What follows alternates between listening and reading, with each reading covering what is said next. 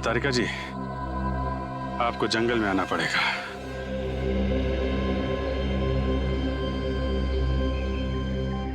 अभिजीत, इन सभी की मौत को ज्यादा दिन नहीं हुए, लेकिन ये वाला कंकाल बाकी 3 कंकालों से कुछ अलग कहानी बता रहा है।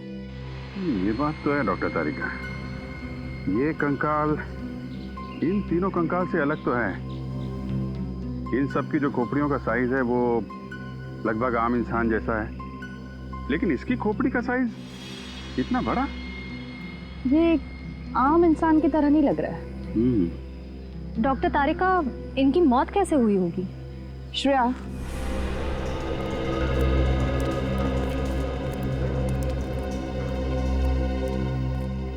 इसकी गर्दन पे और छाती पर दांतों के काटने के निशान हैं, पर फोरेंसिक में टेस्ट करके ही सही नतीजे पर पहुंच सकते हैं। खजर फर्म से मिली फाउंडेशन के अनुसार ही मैंने ये ब्लूप्रिंट तैयार किया। काफी बड़ी जगह है ना? जी सर, इसको देखकर नहीं लगता है कि ये किसी का घर या ऑफिस होगा। 2-2 स्विमिंग पूल की जगह छोड़ी गई है सर। 2-2 स्विमिंग पूल तो किसी होटल या रिसोर्ट में ही हो सकते ना? बिल्कुल सही कहा आपने। इसे देखकर लगता है ये जरूर कोई होटल या रिसोर्ट होगा, क्योंकि कॉरिडोर की जगह भी छोड़ी गई है। और ये यहाँ पर हमें सबसे ज्यादा लाशें मिली इस एरिया में। यहाँ क्या हो सकता है? मुझे लगता है सर ये होटल या रिसोर्ट का गार्डन हो। कोई होटल या रिसोर्ट, कोई होटल या रिसोर्ट जहां पर लोग रहने जाते थे पर जिंदा वापस नहीं लौटते थे। डॉक्टर तारिका, एक बात समझ में नहीं आ रही। आप कह रही हैं कि इनको मरे हुए ज्यादा दिन नहीं हुए, तो फिर इनके शरीर से खाल और मांस कहाँ गया? इन गड्ढों में हमें खाल का एक छोटा सा टुकड़ा भी नहीं मिला है। नहीं अभिजीत, एक टुकड़ा है यहाँ पे।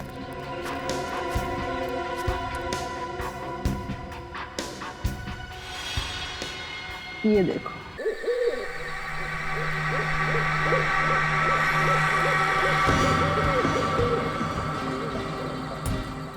अरे यार, इतना एडवेंचर तो मैंने अपनी पूरी जिंदगी में नहीं की जितना इन पिछले कुछ घंटों में हो गया। वाकई यार, बहुत हो गई हाइकिंग साइकिंग। अरे विनय, तू ठीक है ना? हाँ, मैं ठीक हूँ। अगर तू कहे तो यार शहर जाने वाला रास्ता हम अभी ढूंढ सकते हैं। रात को रास्ता कहाँ ढूंढेंगे यार? एक काम करते हैं, सवेरे होने तक यहीं पे रुक जाते हैं, सवेरे होते ही निकल लेंगे। ये हुई ना बात। अरे यार, एक हील अंदर नहीं जा रहा यार। खैर यार, कुछ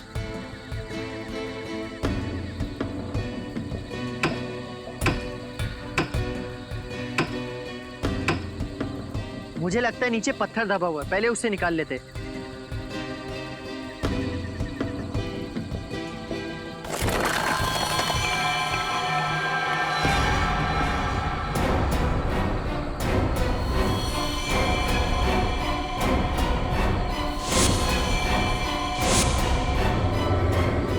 यार, हम किसी कब्रिस्तान में तो नहीं आ गए ना? बस यार, अब मैं एक पल भी यहाँ नहीं रुक सकता। चलो अपना अपना सामान बांधते, आओ।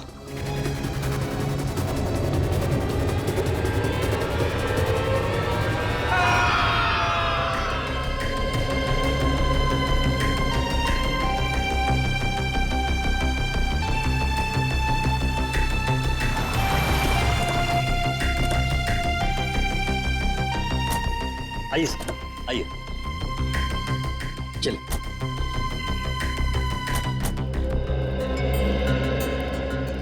वाओ, आज मेरी जिंदगी का सबसे बड़ा दिन है।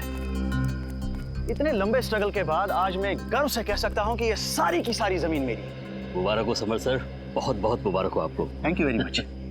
कहिए, कैसी लगी आप लोगों को ये जमीन? शहर से काफी दूर है और आप यहाँ हॉलिडे कॉटेज बनाना चाहते हो?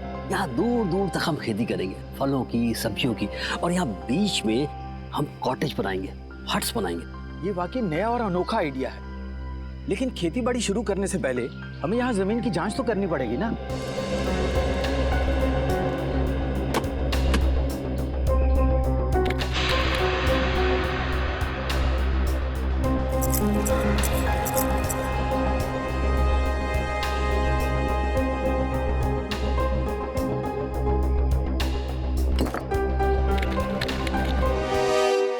तो जसवीर, तुमने अपने 3 दोस्तों को कल शाम को यहाँ पे छोड़ा था और उसके बाद से उनका पता नहीं चल रहा है। हाँ सर। सर उन्होंने कहा था कि सुबह 6 बजे तक वो आ जाएंगे सर। मुझे काफ़ी फिक्र हो रही है सर। सर वो लोग जब बहुत ज़्यादा लेट हो गए तो मैंने प्रिंसिपल साहब को इन्फॉर्म किया सर। सर मैंने सुना है ये बहुत ही खतरनाक इलाका है। यहाँ लोग अक्सर गुम हो जाते हैं और लूटपाट भी बहुत होती है। सर मैडम बिल्कुल सही कह रही है, इसलिए मैं ये 2 गाइड्स मार्को और दीपिका को आपके साथ भेज रहा हूँ ताकि वो उन्हें ढूंढने में ये आपकी मदद करें।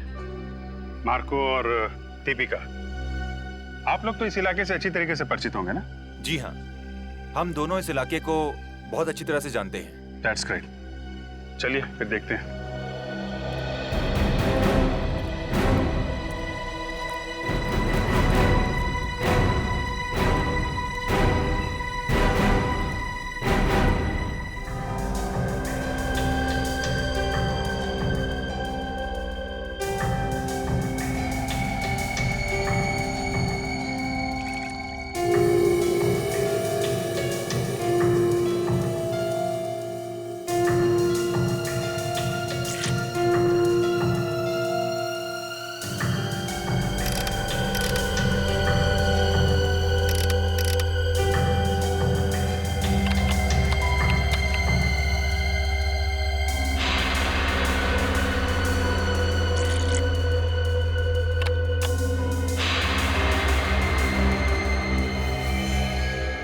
नो, क्या हुआ? मिट्टी बंजर है क्या? नहीं, ऐसी तो कोई बात नहीं है। तो फिर ये देखो, मिट्टी में से क्या मिला है। ओह माय गॉड, अब हम क्या करेंगे? करना क्या है, सीआईडी में डॉक्टर सालुंके को फोन करते हैं। Hello doctor Salunke?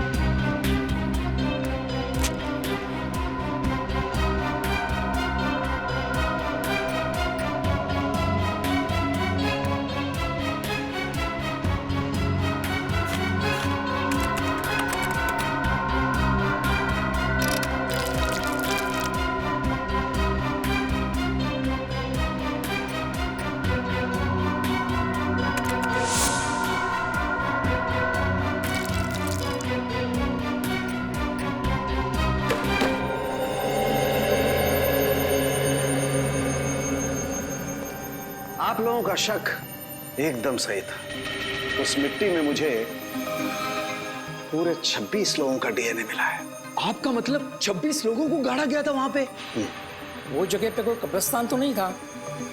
वही तो, इसीलिए तो ये मामला और भी ज्यादा गंभीर हो जाता है। कौन थे ये लोग?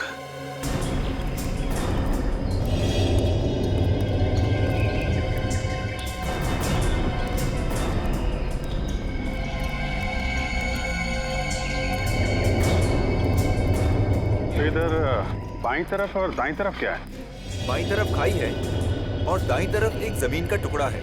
अगर किसी को हैकिंग करनी होती है तो वो सीधा इसी रास्ते से ऊपर जाता है। इधर? Yes sir. सर, कहीं वो लोग इस खाई में तो नहीं गिर गए होंगे? पहले चलो देखते तो हैं, आ जाओ।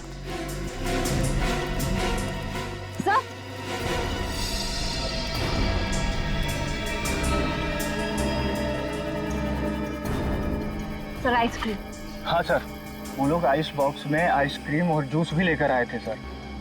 मतलब यहीं कहीं खाना वाना खाया इन लोगों ने। ठीक है, ये आइसक्रीम का कप, प्लेट, मतलब यहाँ पे बैठ के उन लोगों ने खाना खाया है। यहीं कहीं आसपास टेंट वेंट लगा के आराम भी किया होगा। यहाँ आसपास कोई ऐसी जगह है जहाँ पे टेंट लगाया जा सके? यस सर, उस तरफ। चलो देखते हैं। अच्छा किया जो आप लोगों ने डॉक्टर सालुंके को तुरंत फोन कर लिया, वरना किसी को पता भी नहीं चलता कि यहाँ पर 26 लोगों की लाशें दबी हुई हैं। सर, ये लाशें किसकी हो सकती और यहाँ पे कैसे है? ये तो इस जमीन का मालिक समर्थ ही हमको बता सकता है।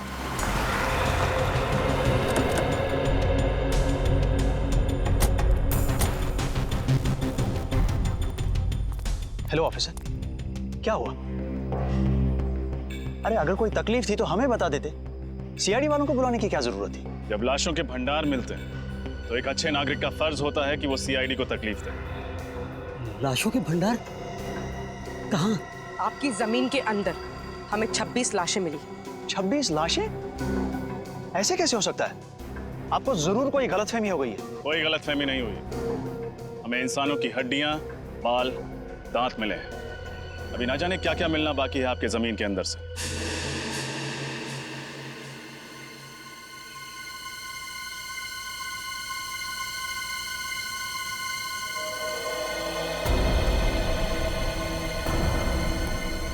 भैया यहाँ लेके आओ।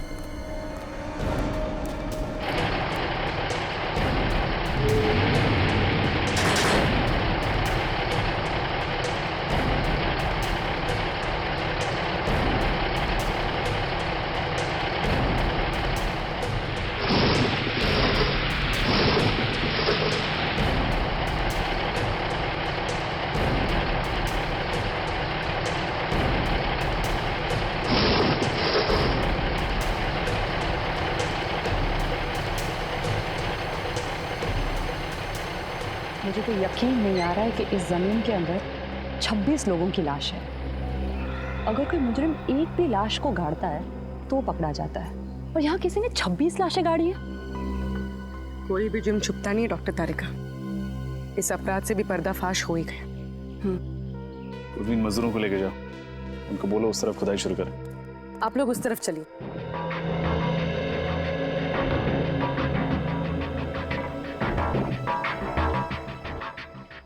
सर। हाँ बोलो।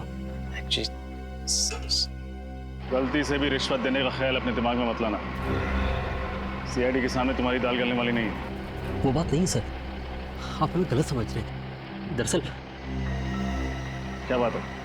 मैं इस जमीन का मालिक नहीं हूँ सर। तुम मालिक नहीं हो तो कौन है? पता नहीं सर। पता नहीं मतलब? मैं आपको बताता हूँ सर। दरअसल हम सुनसान और अनजान जमीन पर कब्जा कर लेते हैं, उसके बाद उस जमीन को दूसरों को बेच देते हैं, या फिर वहाँ पर मकान या दुकान बना देते हैं। What? हाँ सर, हमें नहीं मालूम था सर इस ज़मीन पे कब्जा करने के बाद हमें मुनाफा के बदले जेल की सलाखें मिलेंगी सर। सर हमें बचा लीजिए सर। मुजरिम अक्सर पकड़े जाने के बाद लेखक बन जाते हैं, दिलचस्प कहानियाँ सुनाने लगते हैं। तुम्हारी भी अच्छी है। नहीं सर, ये कहानी नहीं है, ये सच्चाई है सर। आप ये ज़मीन के पेपर देख लीजिए सर। आप किसी भी अच्छे वकील को दिखा लीजिए, वो यही कहेगा कि ये नकली पेपर से। जब तुम्हारी कहानी सच्ची भी है, तुम्हें जेल तो जाना ही पड़ेगा।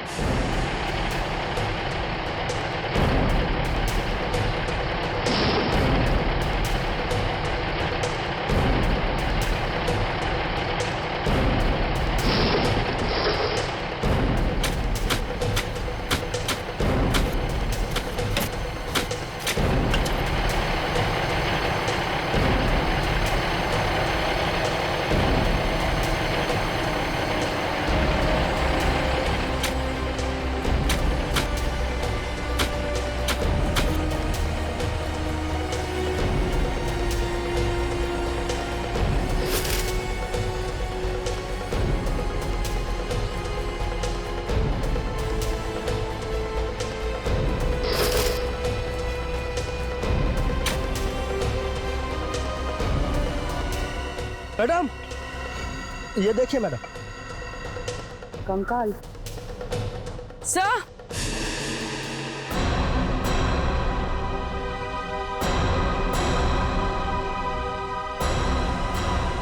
उधर कुछ है? सर,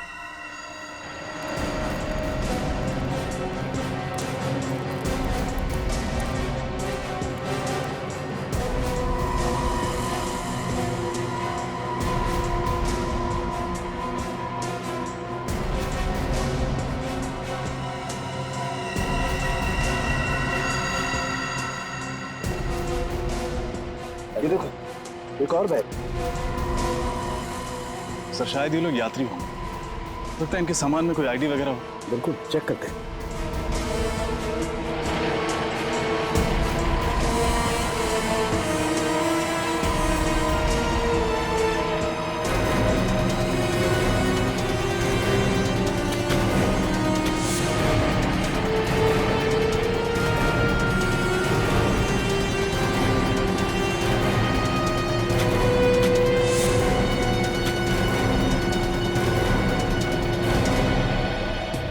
बैग में तो कुछ भी नहीं है, कोई आईडी वगैरह। सर, ये देखिए।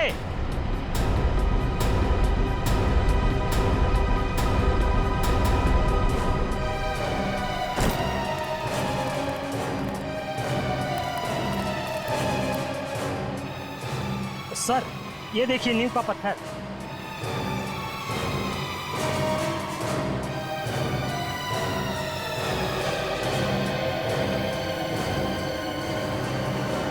कहीं ऐसा तो नहीं कि यहाँ पर कभी कोई बिल्डिंग हुआ करती थी जिसे गिरा कर इस जगह पर कब्रिस्तान बना दिया गया? हो सकता है। पता नहीं वो कौन सी मनहूस घड़ी थी जब हमने इस जमीन पे बुरी नजर डाली। लेने के देने पड़ गए। आप दोनों हमारे साथ ब्यूरो चलेंगे, आपसे पूछताछ करनी। जमीनों के घोटाले करने के लिए तुम दोनों को गोल्ड मेडल देना चाहिए। Gold medal. जाने कितनी जमीनों पर गैर कानूनी कब्जा किया तुम लोगों ने, और कितने लोगों को जमीनें बेच भी दी। माफ कर दीजिए सर, गलती हो गई। अब हम ऐसी धांधलेबाजी फिर कभी नहीं करेंगे। अरे धांधलेबाजी तो तब करोगे ना जब जेल से छूटोगे। अब आइंदा हम धांधलेबाजी नहीं करेंगे। खज्जर फर्म्स के बारे में बताओ, किसके नाम पर है वो जमीन? बताओ जल्दी। हम सच कह रहे हैं सर, हमें कुछ भी नहीं मालूम। हम तो ऐसे ही जमीनों पे कब्जा कर लेते हैं जो लावारिस होती है। फिर भी कब्जा करने के पहले तुमने रजिस्ट्री ऑफिस से पता किया ही होगा ना कि ये जमीन किसके नाम पे? किया था, और रजिस्ट्री ऑफिस में कुछ महीने पहले आग लग गई थी, जिसकी वजह से इस जमीन के सारे डॉक्यूमेंट चल गए थे। हाँ सर, और जब हमें पता चला कि इस जमीन के आगे पीछे और कोई नहीं है, यहाँ तक कि इसके पेपर्स भी नहीं है, तो हमने तुरंत इसके ऊपर हक जमा लिया। सर, ये रही रजिस्ट्रेशन ऑफिस में लगी हुई आग की रिपोर्ट। आग लगी थी 6 जून 2003 और आग की वजह पेट्रोल। मतलब सर वो आग जानबूझकर लगाई गई थी जमीन का इतिहास मिटाने के लिए? हाँ पूर्वी, जानबूझकर लगाई गई थी, क्योंकि खूनी जानता था कि एक न एक दिन वो सारे कंकाल जमीन के नीचे से ऊपर आएंगे। इसलिए अपने आप को बचाने के लिए उसने ये रास्ता ढूंढा था। ये पता लगाना चाहिए कि उस नींव के ऊपर वो जो कंक्रीट का कंस्ट्रक्शन मिला है ना, वो ढांचा, उस पर पहले क्या बना हुआ था।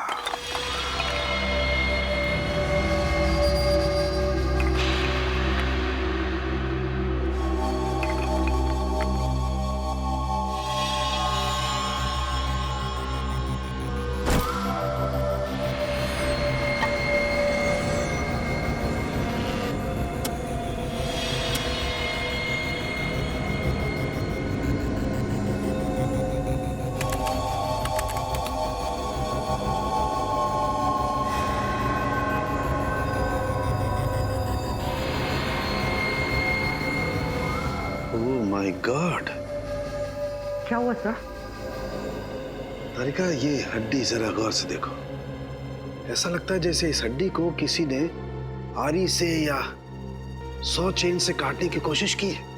सर, मुझे तो ये खूनी बहुत बड़ा सरफिरा लगता है। कुछ लोगों के स्कल पे तो मुझे दांतों के निशान दिखे। ये देखिए, जैसे कि वो उनका सर ही चबाना चाहता हो। My God. सर, कहीं ये किसी जंगली जानवर का काम तो नहीं है? नहीं रोहन, ये किसी जंगली जानवर का काम नहीं हो सकता है, क्योंकि जानवर किसी को खाने के बाद उसे जमीन में गाड़ने की मेहनत नहीं करता। ये काम किसी इंसान का ही है। सर, अब बस ये पता चल जाए कि इन सब की मौत कब हुई थी, तब जाके हम उस खूनी तक पहुंच सकते हैं। चल जाएगा तारिका, ये भी पता चल जाएगा उस माइक्रोस्कोपिक रेडियोग्राफी के जरिए। Microscopic radiography? सॉरी सर, पर क्या है ये, कभी सुना नहीं इसके बारे में। रोहन, ये एक ऐसा प्रोसेस है जिसके जरिए हम ये पता लगा सकते हैं कि इंसान की मौत कब हुई है। और ये देखो, जिस इंसान की ये हड्डी है उसकी मौत 7 से 10 साल पहले हुई है, यानी 2003 से 2006 के बीच में इस इंसान की मौत हुई है।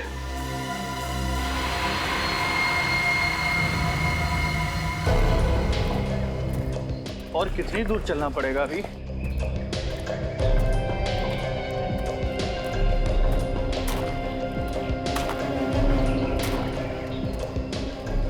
क्या बच रहा है? सर, मैंने किसी के चलने की आवाज़ सुनी।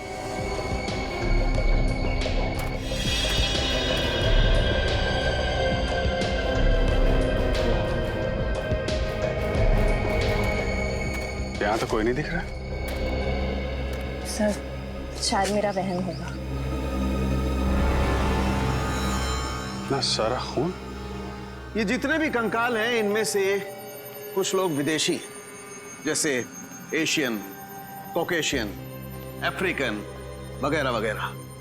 पर सर, ये सब कैसे पता चलता है?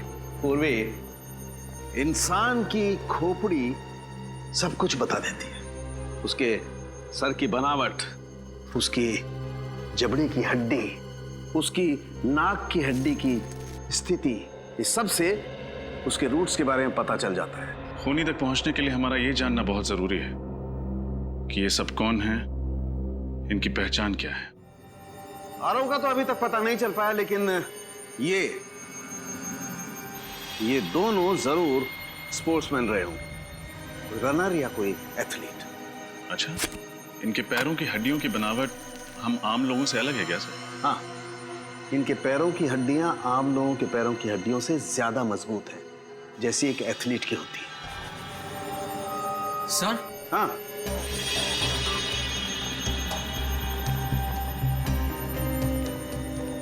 क्या हुआ? सर, इस लड़की के सामान में से ये मुझे कुछ बीज मिले हैं।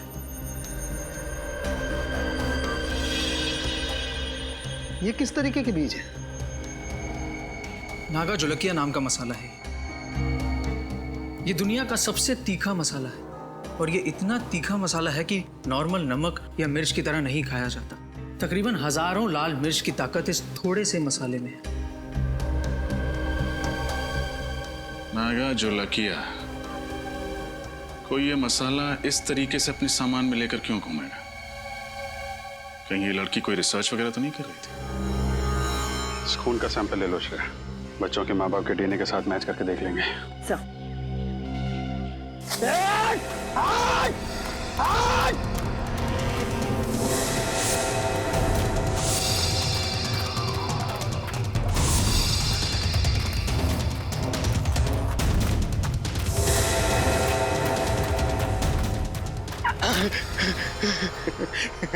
बहुत देर कर दी मेहरबान आते आते। चलो, आप अच्छे बच्चों की तरह अपना सारा सामान मेरे हवाले कर दो। नहीं तो क्या करेगा? हाँ? तो तुम्हारे छोटे छोटे टुकड़े करके कौन सी खाई में फेंकेंगे पता भी नहीं चलेगा किसी को। नहीं नहीं, प्लीज आप ऐसा मत करिए। ये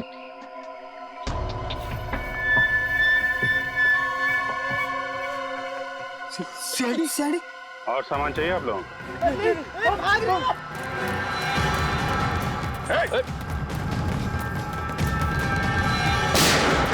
भागोगे तो गोली लग जाएगी, भागो मत।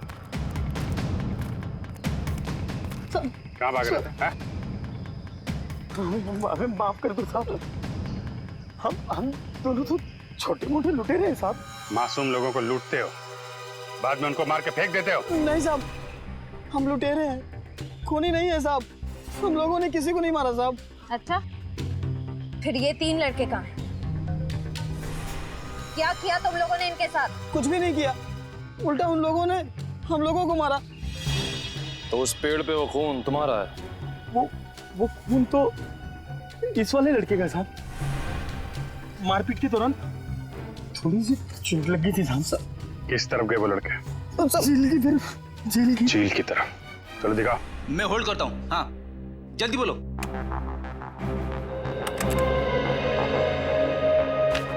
जी हाँ, मैं 2003 की बात कर रही हूँ, आज से 10 साल पहले की। मसाले का नाम है नागा झुलके, और जितने भी ऐसे खेत हैं जहाँ नागा झुलके नाम का मसाला उगता है, वहाँ उस लड़की की फोटो भेज दीजिए। और हाँ, एग्रीकल्चर इंस्टीट्यूट्स में भी।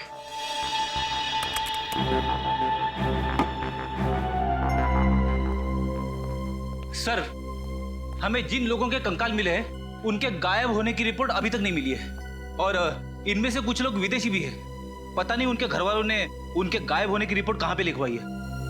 हो सकता है ना फ्रेडी कि उनके घर वालों को पता ही नहीं था कि जब ये हादसा हुआ तब ये लोग इंडिया में ही थे। लेकिन एक खज्जर फार्म से ही पता चलेगा कि ये सारा चक्कर क्या है। सर, एक बात बड़ी अजीब है, खज्जर फार्म के आसपास दूर दूर तक कोई भी जंगली जानवर नहीं है, तो लोगों को मार कौन सकता है उनके मांस के लिए? सर, कहीं कोई आत्मा नरबक्षी तो नहीं है?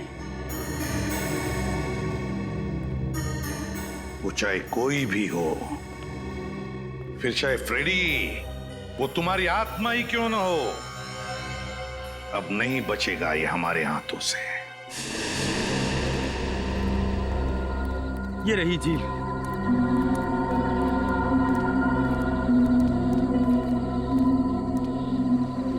निखिल, श्रेया, झील के आसपास का एरिया अच्छी तरीके से चेक करो, देखो कुछ मिलता है क्या।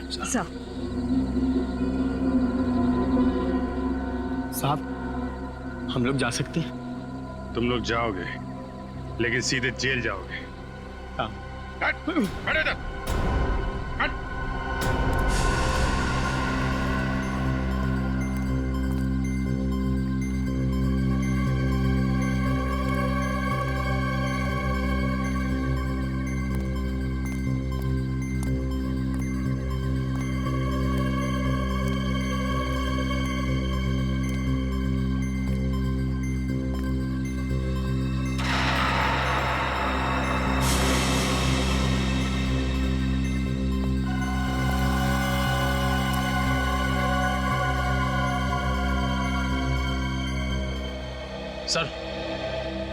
सर, ये टॉल मिला है सर, इस पे खून लगा हुआ है।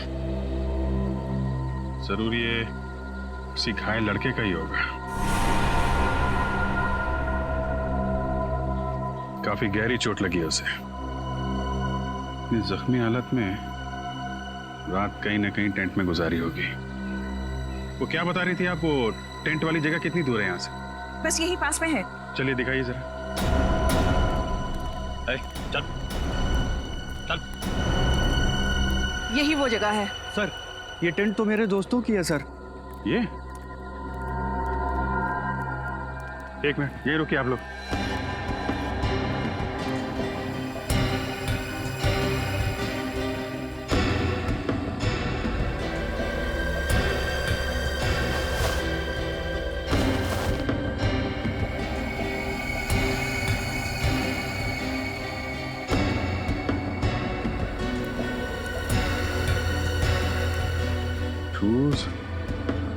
टूटे हुए टेंट, बिखरा हुआ सामान, क्या हुआ क्या यहाँ पे?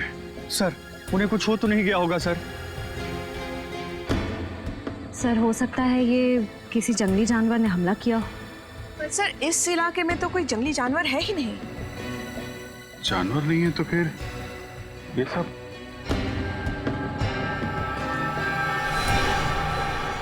ये क्या?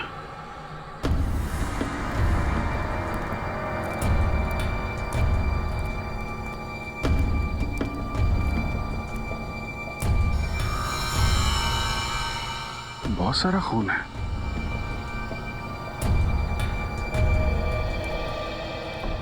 अगर इसमें तुम लोगों का जरा भी हाथ हुआ ना, तो तुम लोगों का वो अंजाम होगा कि तुम लोग सोच भी नहीं सकते। श्रेया, सबको जेल में डाल दो, ले जाओ। चलो चल।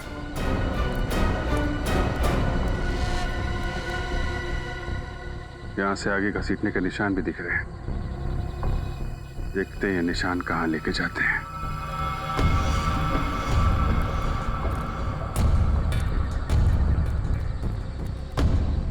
ये क्या चक्कर है?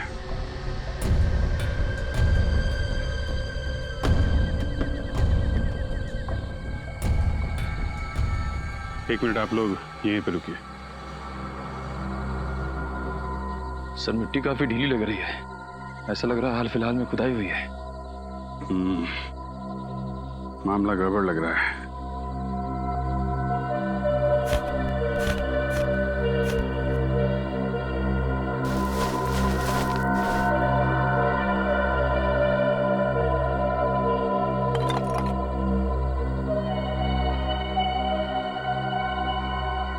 कंकाल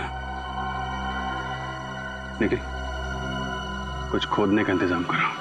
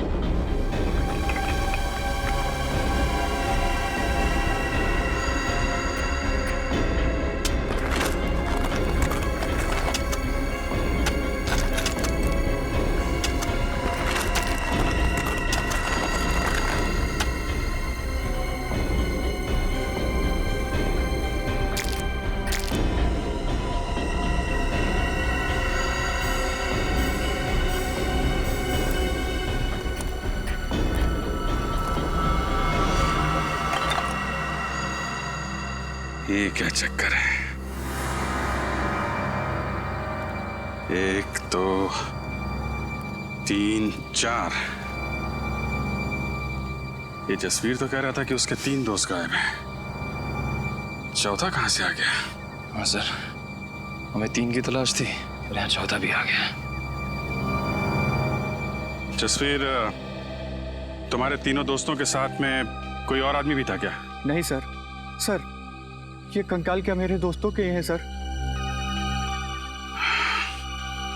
बहुत जल्द पता चल जाएगा।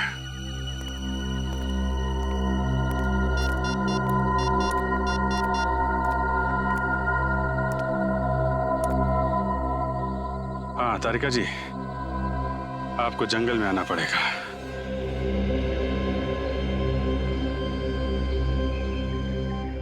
अभिजीत, इन सभी की मौत को ज्यादा दिन नहीं हुए, लेकिन ये वाला कंकाल बाकी 3 कंकालों से कुछ अलग कहानी बता रहा है। ये बात तो है डॉक्टर तारिका, ये कंकाल इन तीनों कंकाल से अलग तो है। इन सब की जो खोपड़ियों का साइज है वो लगभग आम इंसान जैसा है, लेकिन इसकी खोपड़ी का साइज इतना बड़ा। ये एक आम इंसान की तरह नहीं लग रहा है। डॉक्टर तारिका, इनकी मौत कैसे हुई होगी? श्रेया,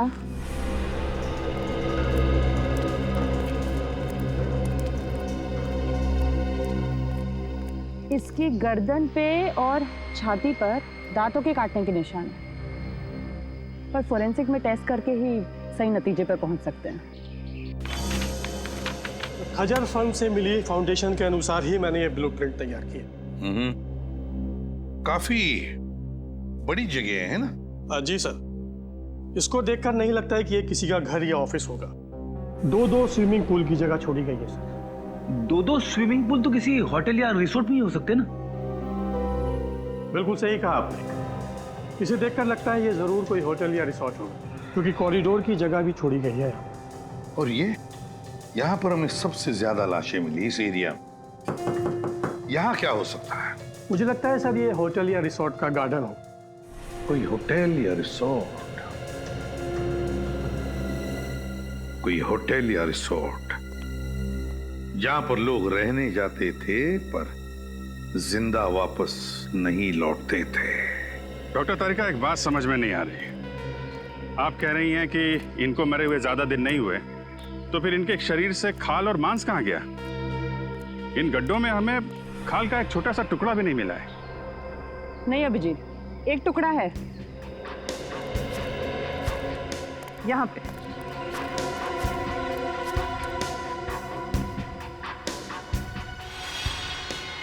ये देखो, मांस का टुकड़ा है। जी हाँ सर, मैं पहचानता हूँ इन्हें। ये दलजीत है और ये मयंक, दोनों नेशनल लेवल के रनर्स थे। दोनों नेशनल लेवल के रनर्स? पर हुआ क्या, गायब कैसे हो गए ये? सर 10 साल पहले अप्रैल 2003 में मुंबई में एक इंटरसिटी टूर्नामेंट हुआ था। ये दोनों उसी में भाग लेने आए थे। टूर्नामेंट खत्म होने के बाद हम लोग तो उज्जैन वापस चले गए, लेकिन ये दोनों माथेरान घूमने जाना चाहते थे। फिर सर इन लोगों ने रिक्वेस्ट की थी कि ये 2-3 दिन में वापस आ जाएंगे, लेकिन इनकी कोई खबर नहीं आई। इस लड़की को तो आप जानते ही हैं ना? हाँ सर, ये रिया है। ये पंचगिनी गई थी हाइब्रिड प्लांट के रिसर्च के लिए। मुंबई रुकने का इसका कोई प्लान नहीं था, पर शायद उस रात काफी हाईवे पर जाम था, इसलिए मजबूरी में यहाँ इसे रुकना पड़ा। खज्जर फार्म में? जी। पूर्वी ये तीनों के तीनों, ये दो लड़के और ये लड़की मुंबई शहर के नहीं थे, बाहर के थे, बाहर के। और सर ये तीनों खज्जर फार्म में रुके थे। वही तो, तीनों खज्जर फार्म में रुके। इस मांस का रंग बिल्कुल सफेद हो गया है। डॉक्टर तारिका, ऐसा सफेद तो केमिकल की वजह से होता है ना? हाँ, खूनी ने इन चारों की खाल निकालने के लिए जरूर कोई सॉल्यूशन या फिर केमिकल का इस्तेमाल किया है। सर हमें यहाँ आसपास से किसी भी केमिकल के ट्रेसेस या लैब वगैरह कुछ नहीं मिला है। इसका मतलब इन चारों को मारा कहीं और गया है और बाद में इन्हें यहाँ पे लाके गाड़ दिया गया।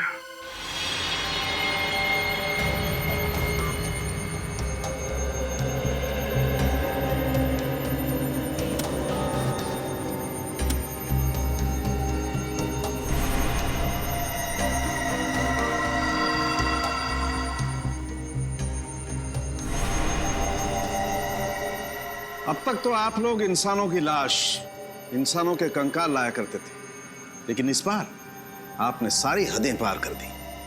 क्यों डॉक्टर साहब, ये कंकाल भी तो इंसानों के ही हैं। हाँ हैं, वो तीनों कंकाल इंसानों के हैं, लेकिन ये चौथा कंकाल जानते हो किसका है? किसका है सर?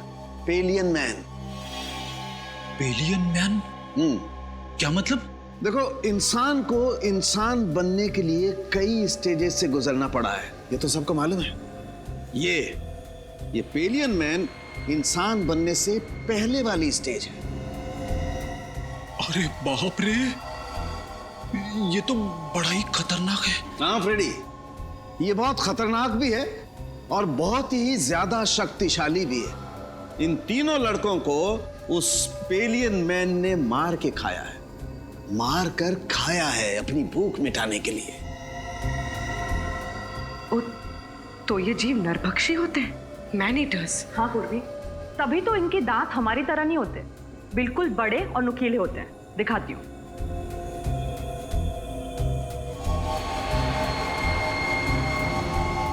ये देखो, और इस तरह से घुसते हैं।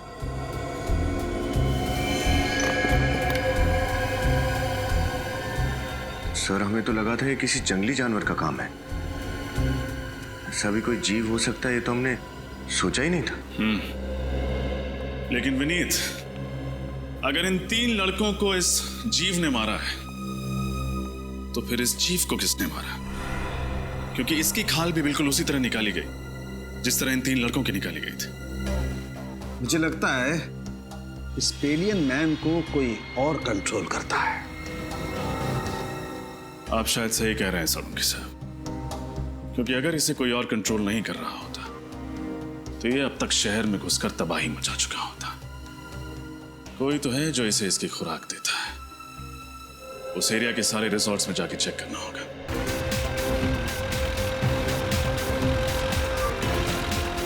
सर, ये रिसोर्ट और कितनी दूर है? बस थोड़ी देर में आ जाएगा, वो देखो।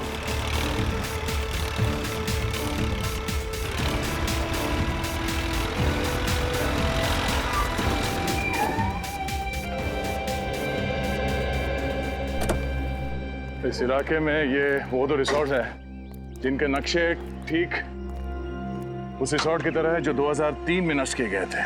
अब सर, उन तीनों लड़कों का और उस आदि मानव का कंकाल भी तो हमें आसपास के एरिया में से मिला था ना। फिर रिसोर्ट में जाने से खतरा हुआ तो? फ्रेडी, खतरा है इसीलिए तो जाना है। ये देखो, दोनों रिसोर्ट्स में खुफिया रास्ते हैं। एक रास्ता ये तहखाने की तरफ जाता है और ये दूसरा रास्ता रिसोर्ट से बाहर निकलता है। जो कोई भी जीव है जिसने इतना आतंक मचा रखा है, उसे इस रिसोर्ट के किसी खुफिया कोने में पाल पोस के बड़ा किया गया होगा। हाँ सर, कोई तो है जो अपने फायदे के लिए इस जीव का गलत इस्तेमाल कर रहा है और खून की नदियां बहा रहा है। एग्जैक्टली। वो जो कोई भी है, आज की रात उसकी जिंदगी की आखिरी रात होगी।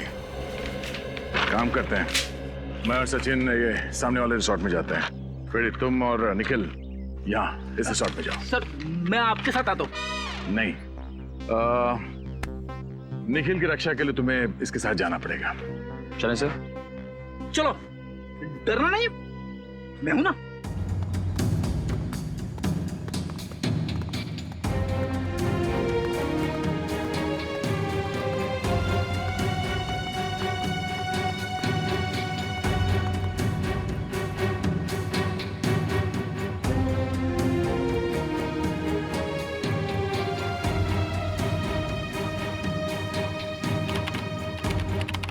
कमाल है, हमें तो लगा था उन 3 लड़कों के हादसों के बाद हमारा बिजनेस कुछ दिनों के लिए ठप हो जाएगा। वैसे आप लोगों को डर नहीं लग रहा ट्रैकिंग करने में? आप किस हादसे की बात कर रही है? हमने तो ऐसा कुछ सुना नहीं था। चलिए, अच्छी बात है कि आपने ऐसा कुछ भी नहीं सुना। वो कहते हैं ना, इग्नोरेंस इज ब्लेस। अच्छा, वैसे ये बताइए कि हम लोग अपने कमरे में खाना कब तक मंगवा सकते हैं? रात में 11 बजे तक। उसके बाद रिसेप्शन पे कोई नहीं रहता। वैसे चलिए, आइए।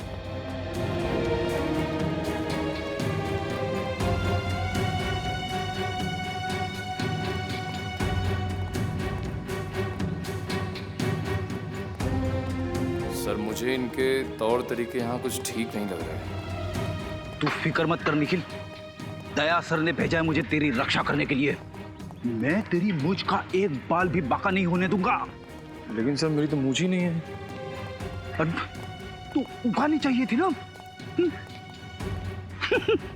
अब ये भी मुझे समझाना पड़ेगा तुझे। अरे 11:30, चलो।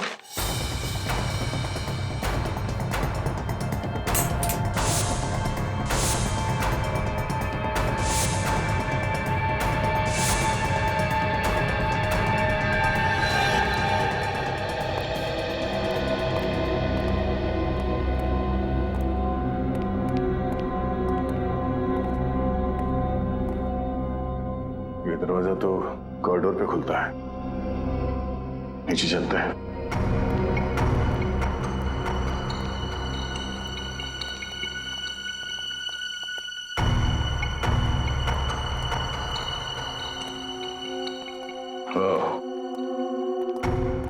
लगता है ये खुफिया रास्ता है। हाँ सर, तहखाने में तो कुछ मिला नहीं था। हो सकता है यही दरवाजा हमें मुजरिम तक पहुंचा दे।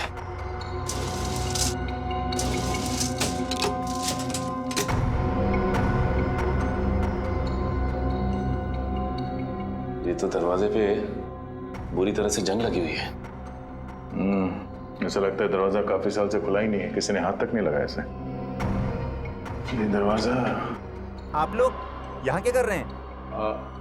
हाँ, वो पानी चाहिए था तो ढूंढते ढूंढते यहाँ आ गए। यहाँ पे? यहाँ पे नहीं, हम लोग रिसेप्शन की तरफ जा रहे थे, लेकिन रास्ता भूल गए। वैसे ये रास्ता कहाँ जाता है? कहीं नहीं, ये दरवाजा हमेशा बंद रहता है। इस रिसोर्ट में और भी कई दरवाजे हैं जो हमेशा बंद रहते हैं। ये रिसोर्ट तो भूल भुलैया है। आप लोग अपने कमरे में चलिए, मैं पानी लेके आता हूँ। सर, अगर इस रिसोर्ट में कुछ नहीं है तो फिर जरूर अगले रिसोर्ट में कुछ होगा। फ्रेडी को फोन करके देखते हैं।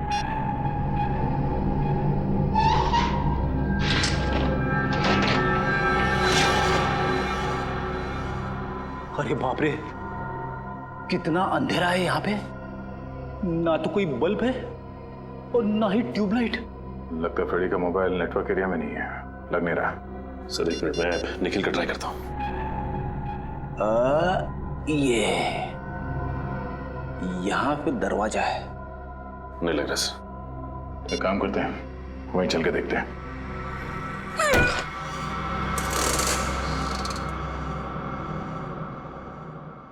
अरे एक और खुफिया दरवाजा। हाँ सर।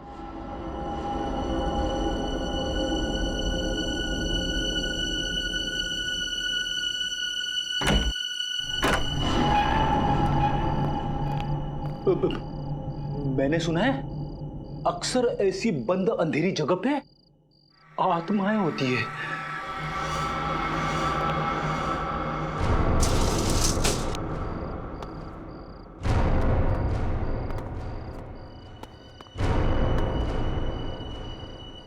इतना सारा खून, खूनी आत्मा। सर खूनी आत्मा नहीं, नरबख्शी जीव। सर उन मुजरिमों ने उस नरबख्शी जीव को यहीं छुपा रखा है और अपने गुनाहों को अंजाम दे रहे हैं। ये चाकू, ये हड्डियां, ये खून, सर मुझे पूरा यकीन है वो नरबख्शी जीव यहीं पे है सर, यहीं पे। मगर है कौन वो जिसने इस नरभक्षी जीव को पाल के रखा है? उसे जरा भी डर नहीं लगा कि अगर इस नरभक्षी जीव ने उसे ही खा लिया तो? ये क्या है सर? इस रिसोर्ट के नक्शे के हिसाब से रिसोर्ट से बाहर जाने का ये खुफिया रास्ता है। सर दरवाजा तो खुला हुआ है। हाँ,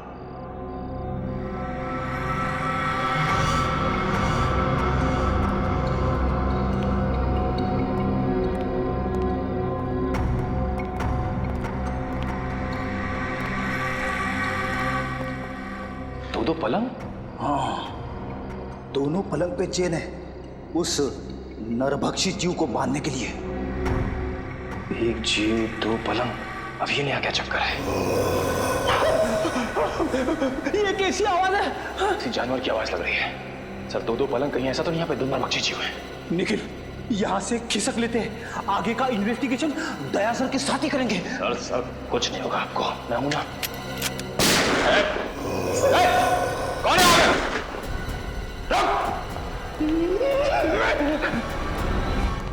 ये गेट खुला है। सर फिर तो फ्रेडी और निखिल इधर ही गए होंगे। हाँ, निखिल सही देखिए, हड्डी और ये खून। ओह नो,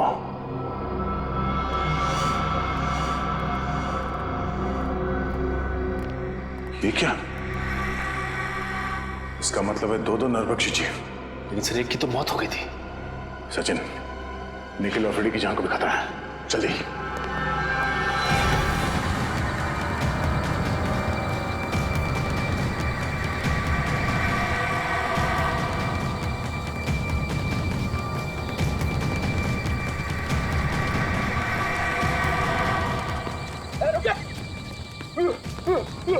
भागना मत, वरना गोली चला दूंगा।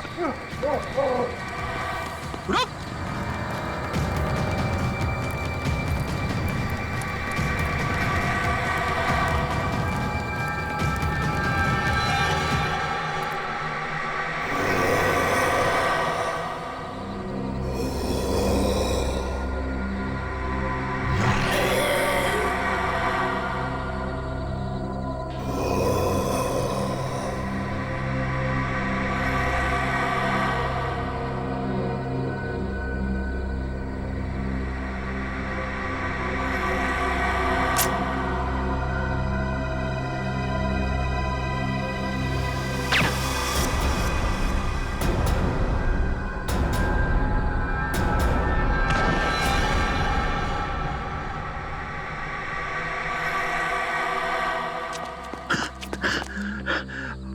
अरे वाह सर, आपने इसे मार दिया? नहीं फ्रेडी, सिर्फ डांट से बेहोश किया इसे। अच्छा हुआ सर आप लोग आ गए, वरना आज मेरी वाइफ का सुहाग उजड़ने वाला था। हट जाओ तुम लोग, हट जाओ वहां से। लगता है इस जीव का मालिक मैदान में निकल ही आया। इसी वक्त का तो इंतजार था हमें। हट जाओ वहां से, हट जाओ वरना गोली चला दूंगी। अरे सर, ये तो दीपिका है। हट जाओ। गन नीचे करो। निकल जाओ यहाँ से। गन हटाओ। गन नीचे रखो। मैं कहती हूँ हट जाओ ना गोली चला दूंगी। दीपिका गन नीचे करो। मैंने कहा हट जाओ यहाँ से। सचिन।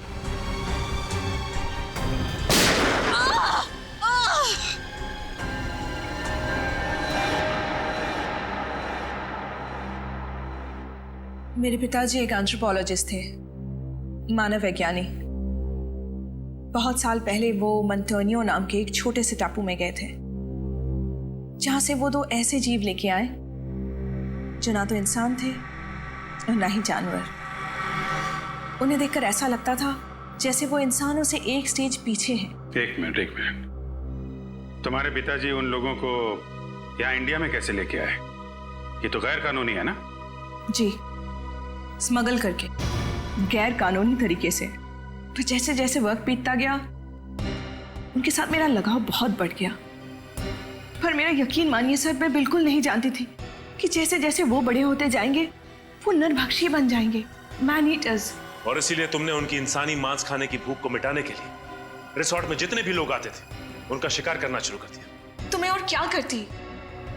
मुझे डर था कि कहीं एक दिन उन्हें अपना खुराक ना मिले तो शायद वो मुझे ही अपना शिकार बना लेंगे। अगर इतना ही लगाव था तुम्हें इन दोनों से, तो तुमने एक जीव को मार क्यों दिया? क्योंकि वो मेरे कैद से भाग गया था और उसने उन तीनों लड़कों को मार दिया। और जब इस तरह के जीव अपने मालिक का आदर और सम्मान नहीं करते हैं, तो उन्हें मार ही देना चाहिए। सर, क्या मैं एक आखिरी बार उससे मिल सकती हूँ? प्लीज। वो कहाँ है? कैसा है वो? उसे हमने एंथ्रोपोलॉजी डिपार्टमेंट भेज दिया है। वो लोग तय करेंगे उसके साथ क्या करना है। लेकिन तुमने बहुत बड़ा गुनाह किया है। न जाने कितने मासूम लोगों की जान गई है तुम्हारी वजह से। तुम्हारे साथ क्या करना है ये अदालत तय करेगी, असाइलम या जेल।